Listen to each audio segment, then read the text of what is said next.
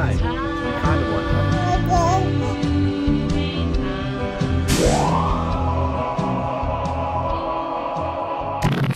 Hello everyone, welcome back to the channel, Average Joe Watch Reviews, where we do more than just reviews. Today we're bringing you yet another micro brand from RELIO. This watch is on loan to the channel for an honest review. So, is this watch up to standard? Is this worth your hard-earned money? Well, we're going to take a deep dive and do a full review of this watch so that you can make your own mind up. So, if you're not already subscribed to the channel, please subscribe and also click a like, which is the most charitable way to help support Average Joe Watch Reviews. So with no further ado, let's dive into the review. All right, so let's dive into the unboxing. As you can see, there's actually a canvas pattern on this box. It is heavy duty, and you've got the RELIO logo right here on the top. And we open the box, and we've got yet another box. Now I like how they fold down the flap, which makes taking out the second box much easier to do. And as we can see, it's got the same material as that outer box, which you don't typically see. So definitely, again, very heavy duty. And this one actually has a drawer in the back. And this is where you can put your extra links, whatever you desire. This is actually reminiscent to a Tissot box. And if I want to be completely honest, I think RELIO's box actually feels better. It's actually better quality.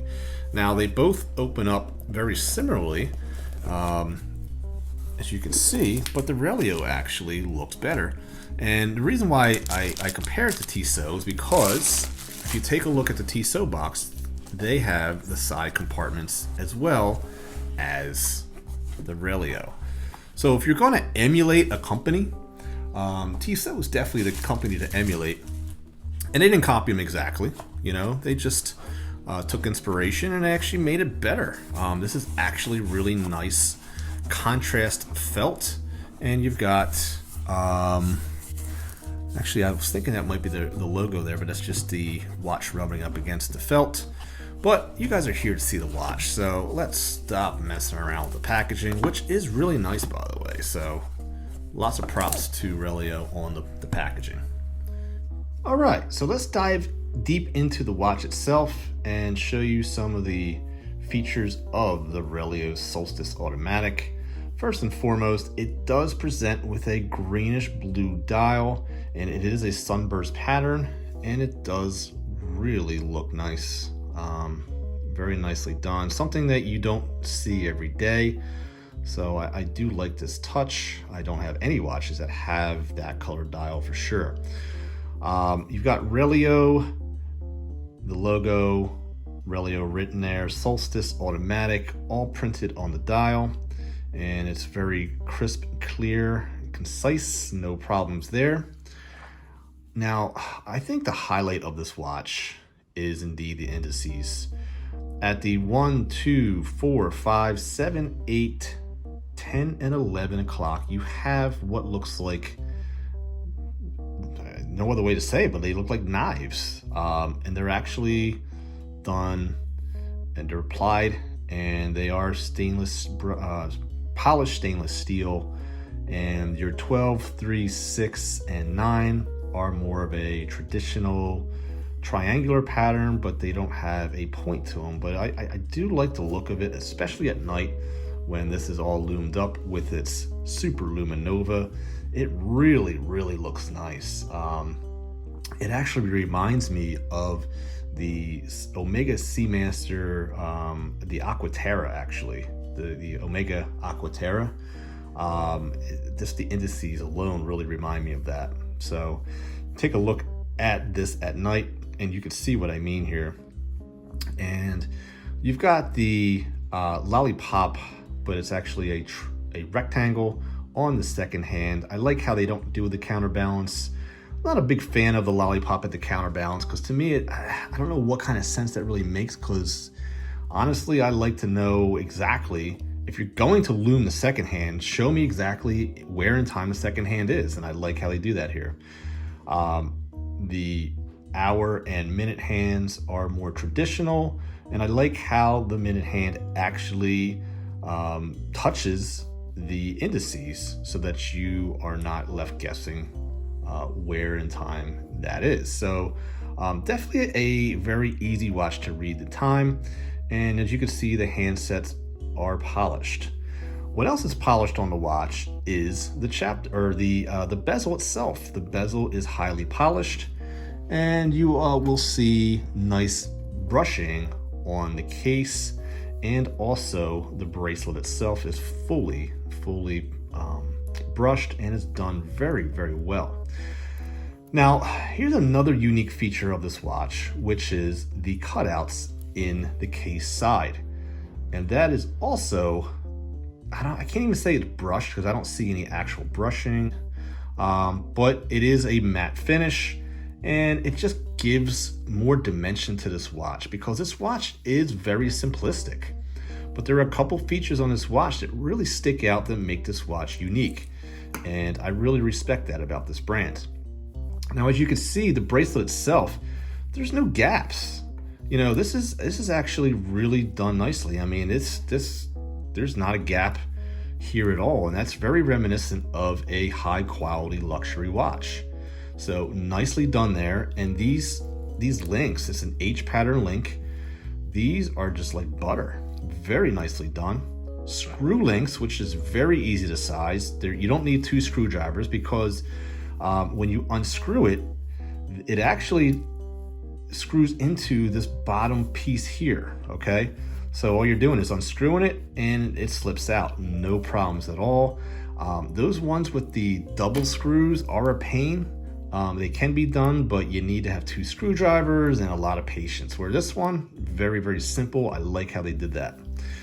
Now, we do have 3 micro adjusts. There looks like there is room for a 4th or a 5th. You know, I'm not going to get on them too much about that, but I will get on them about the clasp itself.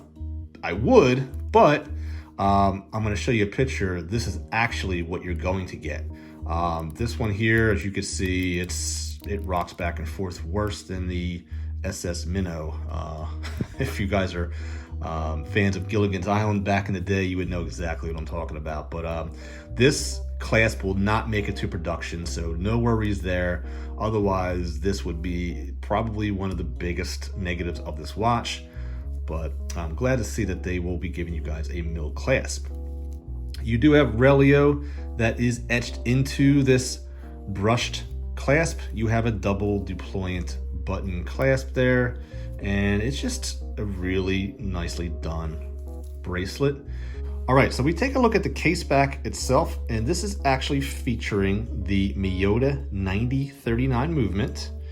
And as you can see, the rotor itself has the RELIO logo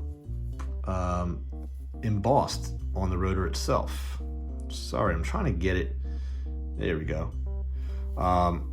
So yeah, I mean, it's okay. I mean, I just wish they would. I mean, if they went to the trouble to put the embossed R on there, I would have liked to seen maybe just a little something else on the rotor to kind of, because I mean, look, they really did a nice job decorating the entire movement. I mean, look at the striping on the movement, and then you've got this plain rotor that just takes up more than, well, just about half of the movement. So, I mean, I figure if you guys are going to take the time to put the beautiful striping on there, do something with the rotor, guys. I mean, the rotor is just boring. All right, I'm just being honest there. But is that a make it or break it for me? I mean, look, you know, I love exhibition case backs, and I'd rather have exhibition case back than have it hidden behind a solid case back. But that's definitely a gripe of mine for sure.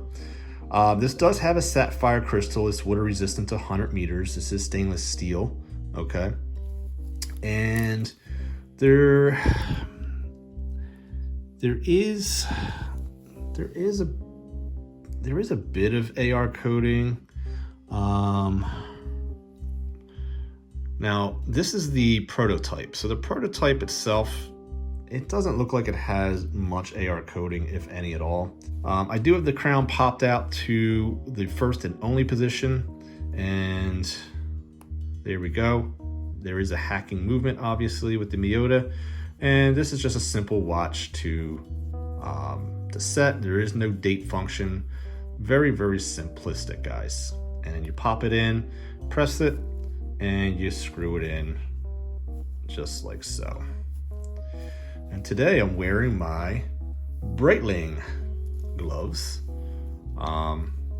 just so that we don't smudge up the dial, and my hands aren't the prettiest, so I will try to wear these as much as possible so that I don't subject you guys, especially those with those 4K televisions. You don't want to see these ugly working hands, so I'm trying to spare you of that. So, but yeah, guys, this is a really good looking watch, and I'm going to show it to you on my 7-inch wrist. Today I'm actually wearing the Omega Seamaster Planet Ocean on the I Want to Strap NATO, or should I say Zulu strap, and here it is on the wrist. Check that out, guys. So high polish, really, that really sticks out, doesn't it? But that sunburst dial, very nicely done. It's a very handsome watch. Good. So case diameter of the RELIO is right at a 38 millimeter, so very classic size. And we're looking at a 12 millimeter case thickness. So our bracelet here is indeed a 20 millimeter lug width, and we're looking at a 16 millimeter taper. Just do one more thing before I forget, guys. Our lug to lug, probably the most important measurement here, and that indeed is right around the 45 and a half to 46 millimeters. So definitely for a 7-inch wrist, fits very well. It doesn't overflow on the wrist.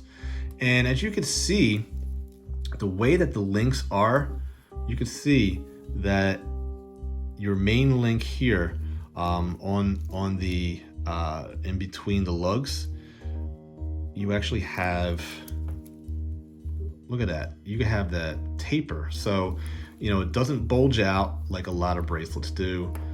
This one actually will go straight down and taper very nicely to your wrist. So this watch is just well thought out.